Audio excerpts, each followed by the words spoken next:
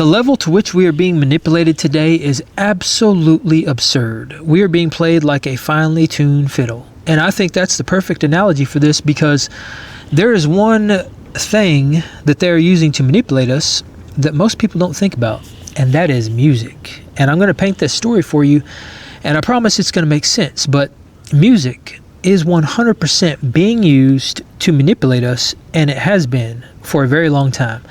So I want to take you back to 1999. Actually, we're going to go back a little bit further than that. We're going to go to 1969. 1969, if you were old enough to remember, or if you've read or listened to any of the history from that time period, you'll know that that's when Woodstock happened. And Woodstock was peace, love, and harmony, and good music. Everybody flocked to the fields, and they all hung out, sang Kumbaya, they all listened to music, everybody got along, and it was basically peace on earth. It was like sitting around a campfire, singing campfire songs. That's basically what Woodstock 69 was like. And Woodstock 69 was a massive success because people came from all over the country to attend this event. It was one of those deals where if you build it, they will come. And that's exactly what they did. And the beautiful thing about this event, maybe not for the event itself, but for the people, is that it ended up being kind of free for most people, because the fences and stuff they had around the event, it was kind of impossible to keep people out because it was such a massive area. So people just walked in. So because traditional tickets weren't really involved for a lot of people, that meant a lot of people just kind of got in for free and just were able to enjoy the scene. There's been no trouble. If you check the statistics out, you'll find that these people have lived 300,000+ people have lived together peacefully. And because it was such a massive success, they decided 30 years later to have another Woodstock. And that is what leads us to Woodstock 99. All right, so Woodstock 99 happened, and instead of renting a big field, kind of like they did for the first one, they rented a retired Air Force base. So it was all concrete and asphalt, big hangars. It was all fenced in. It was a compound that really nobody could get in or out of. And they did that for a reason. And the reason is because they wanted to control the amount of people that came in and made sure that everybody bought tickets. This is the start of the corporatization of Woodstock. And if you're not familiar with Woodstock 99, I highly encourage you to go to Netflix and watch the documentary on there. The only thing I will say about that documentary is that go into it knowing that that documentary paints Woodstock 99 in a certain image. And that image goes along with the current narrative. It goes along with the current agendas. So there's a lot of demonization towards specific people and towards specific parts of that event that are maybe inflated. And it only tells one side of the story. So go into it knowing that. Because what happened with Woodstock 99 is that it became more about profit and greed, and it became more about money than it did the people. So what they ended up doing is they allowed these massive companies and these giant corporations to come in and run all the vendor spots. So stuff like food, water, drinks, these massive corporations ran that. And then they also hired private security, but they did that as lean as possible. So instead of hiring an actual security company, they just hired people off the streets, people that didn't care.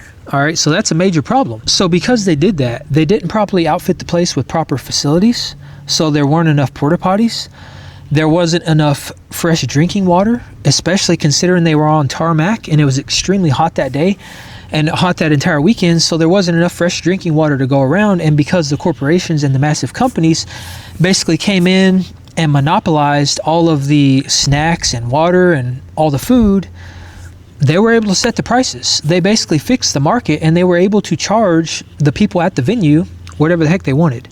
And because they were trying to maximize profits, guess what? It was very, very expensive. And because they didn't hire an actual security company and they just hired people off the streets, and because they were trying to go extremely lean on that as well, there wasn't enough security. So all this stuff started to snowball, and it eventually got out of control.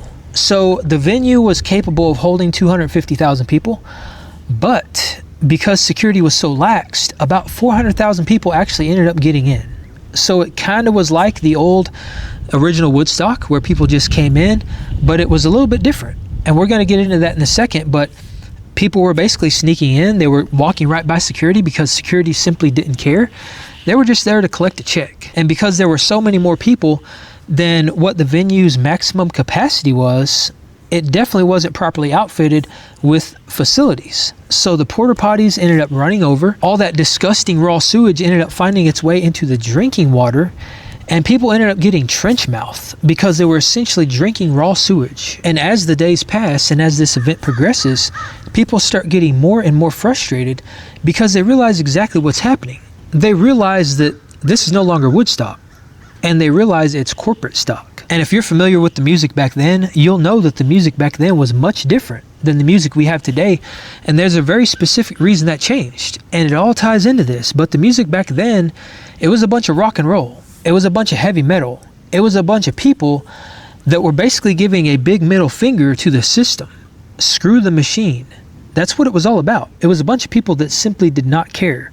They were on their own path, and they were pretty united. There was a lot of masculinity back then. There was a lot of people that were willing to stand up for what they believe in. And that is essentially what ended up happening. All the people, not all of them, but a vast majority of the people at this event ended up getting together at the end of the night after all this music had pumped all this energy into the crowd. Go back and look at the videos on this. It was absolutely insane. Rage Against the Machine played, Korn played, Red Hot Chili Peppers played, Limp Bizkit played. And the songs that they played put so much energy into the crowds, that energy had to go somewhere. And by this point, everybody was already so fed up with the corporatization of Woodstock. They were so fed up with drinking sewage water and with not having enough water and with basically being quarantined in this giant compound with all these people where there was too many people in there and paying these exorbitant prices for food and water and drinks. They were all so fed up that they were like, screw this establishment. We're going to burn this place to the ground. And that is exactly what they did. Not figuratively, but literally. They started setting fires in the crowds. They started burning all the trailers and stuff that were in there. And it essentially became a massive riot. And it wasn't a riot because people were mad at each other like the riots today. It was a riot against the corporatization of not just that establishment, but of America. People came together with this common idea, this common interest, and they literally destroyed the establishment. And when you watch this documentary on Netflix, you're going to see that that's the main thing they focus on. They focus on all the negativity that went on. But when you look at the deeper meaning behind this, it shines a glaring light on the fact that we can accomplish a lot when we are united and when we stand firm in our beliefs and we have the conviction to do so. And from that point forward, starting at Woodstock 99, that event triggered the feminization of men. It triggered toxic masculinity. It triggered the demonization of men, and it triggered the dumbing down and the dulling down and the feminization of the music industry. Go back and look this stuff up. You're going to see this to be true. Because when you look back throughout history and you look at when the music industry changed, it stemmed from that event. And that is because they saw what people were capable of. They saw what 250,000 plus people were able to do when they are threatened by the establishment. And they were not willing to live with that. So they changed the entire dynamic of the music industry. I mean, think about it. How often do you turn on the radio today and you hear a rock song or a heavy metal song? That stuff is almost non-existent today. There are very few mainstream outlets that play that kind of music. If you want to listen to that kind of stuff, you have to get on YouTube or you have to get on Spotify or some of the other streaming services to hear it. But if you think about what happened with the music industry, all that stuff started tapering off shortly after that. Think about Nickelback, for example. Everybody wonders why they hated Nickelback so much. And when you ask people, they don't know why. It was just a massive coordinated effort to hate Nickelback. It's just something that happened. And that all happened around 2003, shortly after this event. And when you think about Nickelback, they were one of the most heavily played bands of all time, even above the Beatles and even above some of the legends. Nickelback at the time had some of the most played songs to have ever existed. They basically dominated the charts. And then all of a sudden there was this massive attack against them. And when you really dig into this, you're going to find that that all actually stemmed from a stupid comedian on the Comedy Central network that was talking about Nickelback and the fact that he hated Nickelback. No one talks about the studies that show that bad music makes people violent. Like Nickelback makes me want to kill Nickelback. And then the mainstream media picked up on that clip and they broadcast it basically 24/7 out to the world. And back then we didn't have all these outlets for entertainment. It was only just a select few handful of stations. And because it was being broadcast so heavily, people ended up adopting that idea. They adopted that idea and they all ended up hating Nickelback, which is absolutely bizarre because they were selling out shows. Again, they were topping the charts. They had the most played music of all time. And then it was flipped on its head. And it was flipped on its head because of a narrative that we were fed from the mainstream media. That is the reason this happened. And you may say to yourself that, no, I hated Nickelback all along, but really think deeply about this and think about why you hated Nickelback. Is there an actual reason? Did you always hate Nickelback because you never liked their music? Or did you hear about Nickelback and ended up hating them because everybody else was hating them? Because I will tell you that it's easier to manipulate somebody than it is to convince them that they've been manipulated. And that is the case for a lot of people with this whole Nickelback situation. But the underlying reason that the mainstream media did this is because they were trying to snuff out that genre of music. And it all stems from the 1999 Woodstock, because they saw what people were capable of and they did everything they could to snuff it out. And Nickelback, because they were at the very top of the charts and they were dominating the music industry, and they were another rock band that was basically saying that we're rock and roll, we can do whatever the heck we want, and we're allowed to, because that is who we are. There were a lot of people falling in line with that, and the mainstream media did not like that. They had to snuff that toxic masculinity out. They had to lower the energy in the atmosphere. And they did that by replacing Nickelback with all of these feminized men. If you go back and look at the late 90s and the early 2000s and look at what the rock stars looked like back then, they were a spitting image of masculinity. They were a spitting image of being free, being wild and free and doing whatever the heck you want, living life on your terms. But from that point forward, starting in the early 2000s, that really started to go downhill.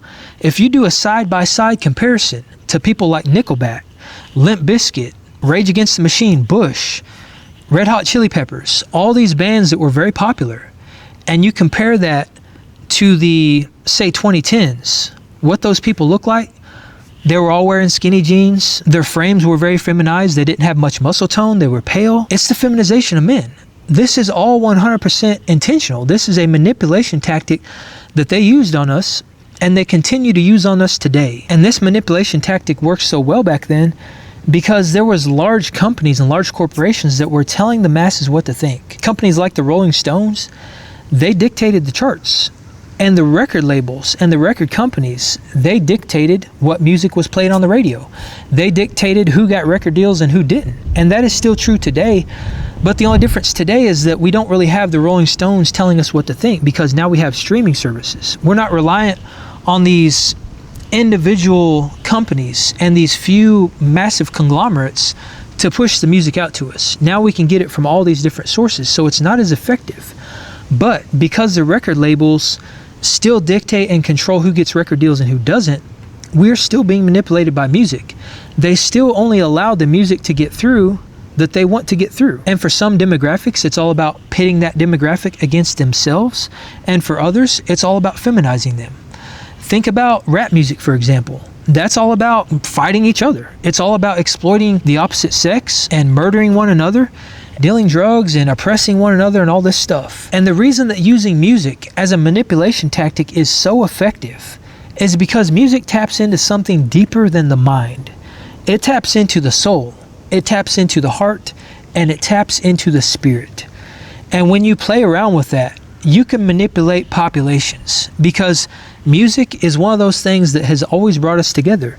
But now that is being diluted. It is being steered in the direction that the establishment wants it to go. And that steers society in the direction that the establishment wants us to go. Because just like back then, just like what those companies and those corporations like the Rolling Stones were doing, they're telling us what to think and how to feel, and they are doing that through music. And if you think about music back then, and even music before the 90s and the 2000s, I'm talking about music way, way back, It had soul, it had heart, and it had spirit in itself. Stuff like Beethoven's symphony.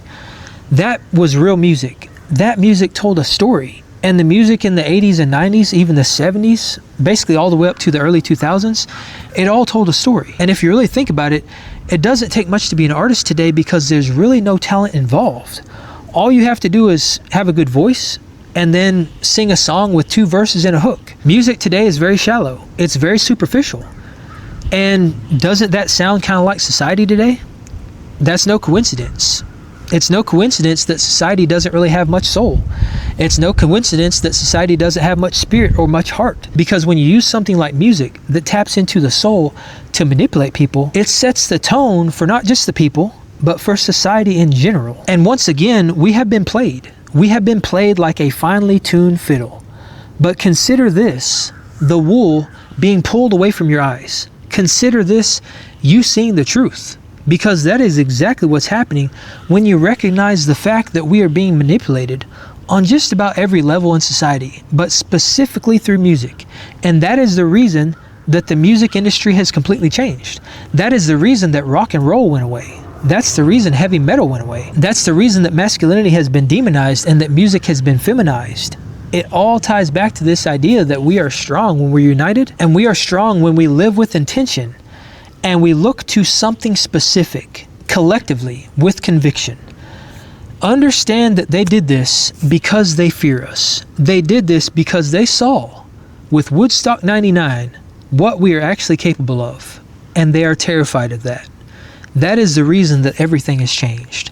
That is the reason that the music industry and the entire atmosphere around entertainment has completely changed. That's why it's been dulled down. That's why we have been dulled down. Remember that and allow that to empower you. Allow that to be a wake-up call and realize the power that each and every one of us have. And always remember that music heals the soul, ignites the spirit, and unites us. And that is also the reason that everything changed after Woodstock 99.